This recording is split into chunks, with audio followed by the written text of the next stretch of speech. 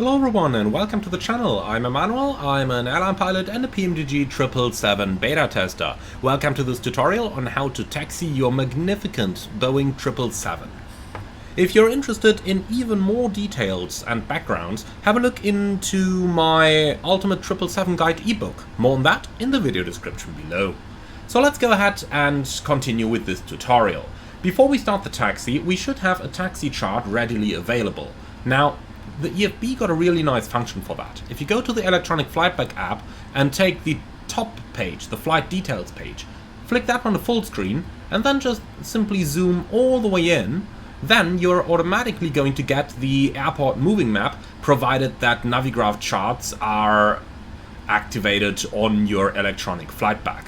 If you don't have Navigraph charts, then you still get some charts over here, and this is basically what it looks like. So let's go ahead and turn the Navigraph charts on for our tutorial. So the 777 is a large aircraft, and that needs a couple of differences in our operation. So when we do have a look at the outside, we can notice that us pilots are sitting approximately 4 meters in front of the nose wheel. The nose wheel and the main wheel are over 30 meters apart from one another. That is almost the entire length of a 737-600. This means, in order to keep the airplane where it's supposed to be, respectively the main wheels on the centerline, we need to oversteer quite a bit with our nose wheel. I'm going to show you that as soon as we reach a point in turn in a taxiway. Now, the 777 is a heavy aircraft. The maximum takeoff weight is close to 350 tons. However, it's got huge engines fitted and therefore has a very high idle thrust available, which means that the airplane actually taxis very easily. We're going to have a look into that now. Before we start to taxi, we're going to turn on the runway turn-off lights and the taxi light. There is a little click spot here on the text runway turn-off with which you can move both buttons at the same time.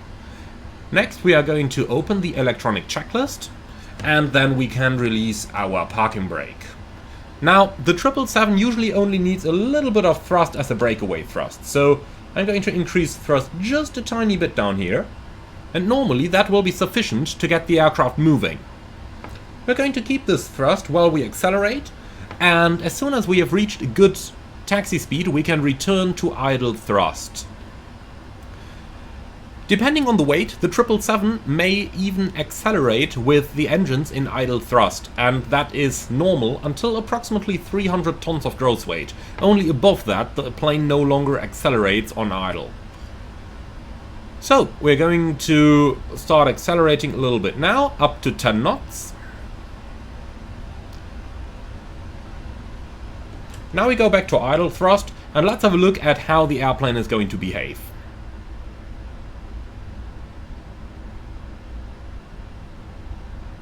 So it looks like right now the plane just maintains its speed very fine. If it starts accelerating too much, let it accelerate until approximately 30 knots and then brake it back down to 10. The aircraft is using carbon brakes, and you wear carbon brakes down with every single brake application you do. You don't wear them down by holding them constantly, but every single brake application. Nonetheless, holding them constantly leads to an increased heat on the brakes, which once again makes them ineffective once they exceed a certain limit. So, in straight lines we can taxi at a speed of up to 30 knots. However, on aprons we should limit this to a taxi speed of 15 knots, and for sharp turns of more than 30 degrees we should limit our taxi speed to 10 knots or less. If the surfaces are contaminated, we need to do even less depending on the actual state of the surface in question. Only when backtracking a runway we can go 50 knots. We are approaching our first turn. In order to oversteer, let the taxi line reach the inner point of our window, so the aft part of the window here, and then we start initially to go into the turn using a full tiller input. Release the tiller input gradually as the airplane is going through the turn in order to align the airplane perfectly on the center line. It takes a little bit of practice to get this right, but with a bit of practice, it just becomes second nature, really. Now let's go ahead and start the second turn. This one is not as tight, but we can use this one to start to get a feeling of where the center of our aircraft is located. Try to feel the aircraft, don't try to rely too much on visual clues. And in the simulator we have the lovely feature that we can just go to the outside view and cross-check at any time. The target is to have the centerline in the middle between the two main wheels of the aircraft.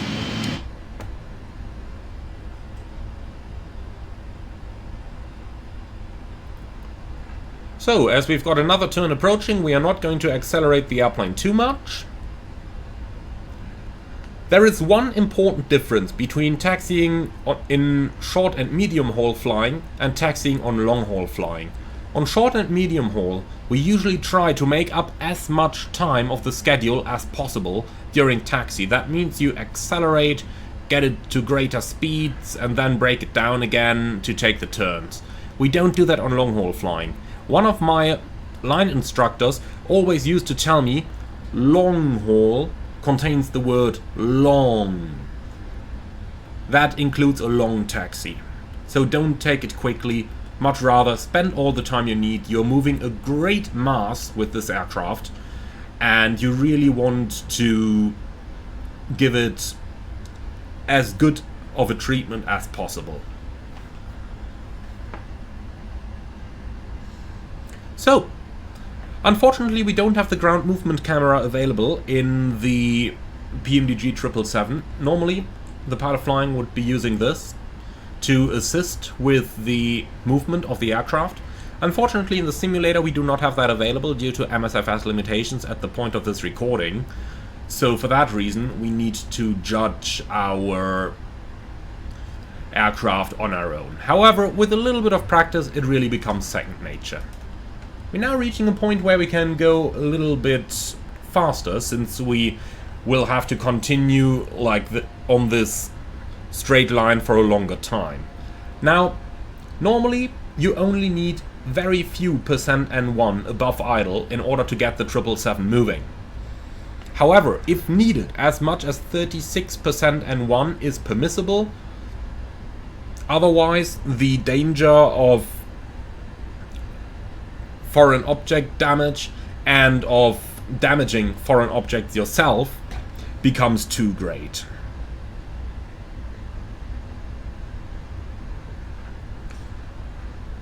A little background in case you're interested: the 777's main gear is equipped with a brake system that is capable of rejecting takeoff at high speeds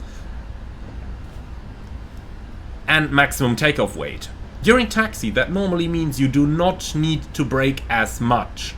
For this reason, of the 6 brakes that you have on each main wheel, during taxi only 4 are being used. The computer decides automatically which wheels are applying brake force, and each pair of wheels is not used, or each pair of wheels is only occasionally used during the taxi. Let's talk about a couple of visual cues that you can use to enhance your taxi.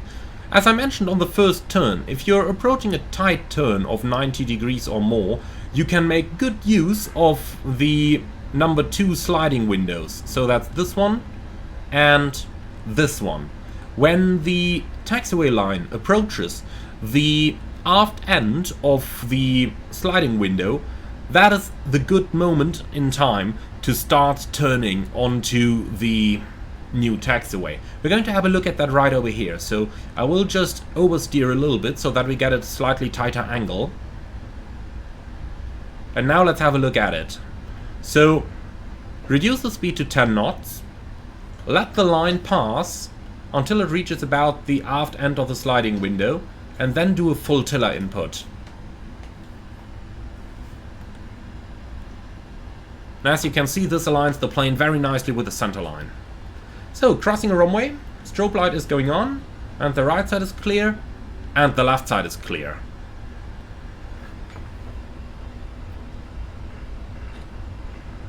As soon as we're clear of the runway, we are going to turn the strobe light off again, but only once the entire airplane is beyond the hold short line.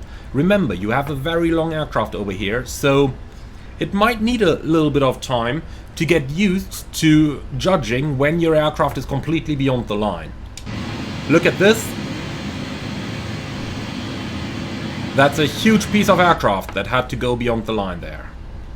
And with that, the strobe light can go back off again. At some point during the taxi, you're going to receive a cabin ready message. Now, that will be accompanied by the typical chime, ding dong, and then you see cabin ready up here on the ICAS. Unfortunately, I could not capture that for the tutorial as it came before I started the recording, but as soon as the cabin ready arrives, we're going to select the weather or terrain displays as needed. So normally it's weather on the captain's side and terrain on the first officer's side. However, this can be changed around as is needed to fit the current situation of flight. When that is selected, we run the before takeoff checklist. And since this is fully automatic, all we got to do is before takeoff checklist complete and verify that the green checklist complete shows down here. When the before takeoff checklist is complete, we're going to close the ICAS, and that serves as a reminder that the cabin is indeed ready, because the cabin ready memo disappears after a set moment of time. So another 90-degree turn, the line is at the aft end of the window, full tiller input,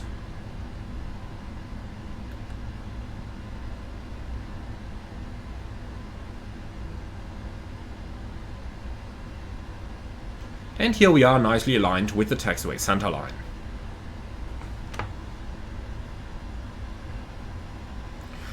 So be sure to taxi the airplane all the way forward to the hold short line, and remember you've got a huge cutoff angle in front of the cockpit. So have a look at the side, and we're going to stop the airplane right here at the hold short line. Alright, park and brake set, let's have a look outside at how we did. Right up at the line. The reason we got to be so careful with this is because of the length of our aircraft. There are taxiways behind the hold short points, and if another aircraft is taxiing over here and you do not stop the airplane right up at the line, then a ground collision is very likely to happen, especially if there is another wide-body aircraft taxiing behind you. For this reason, be sure to always take the airplane all the way up to the line. If we just make a small comparison here and look outside the front of the windshield, you can see that this line on the side over here is already round about here, and approximately this taxi light, a little bit further to the front, is what we see up here in front of the aircraft. Now let's have a look at what it would look like if we stopped with the hold short line over here, a beam of this taxi light. So, that's this light over there. That's about as much as you cannot see in front of your aircraft. That is almost 20 meters that you cannot see. When you're stopping, be sure to turn off the taxi and the turn-off lights so that everyone else is aware that you are indeed stopping your aircraft at this point and that you will not just begin taxiing on your own again. So, this pretty much completes our taxi tutorial. I hope that you found this one interesting. Be sure to let me know in the comments below. As always, if you're looking for even more detail, check out my Ultimate 777 Guide ebook. More on that in the video description below. And if you really like this video, be sure to like, comment and subscribe, as it really does help out the channel. And if you'll just love what I'm doing, I would appreciate a small donation through the Buy Me Coffee link in the video description below. Until then, thank you for watching, and I see you all again on the next one.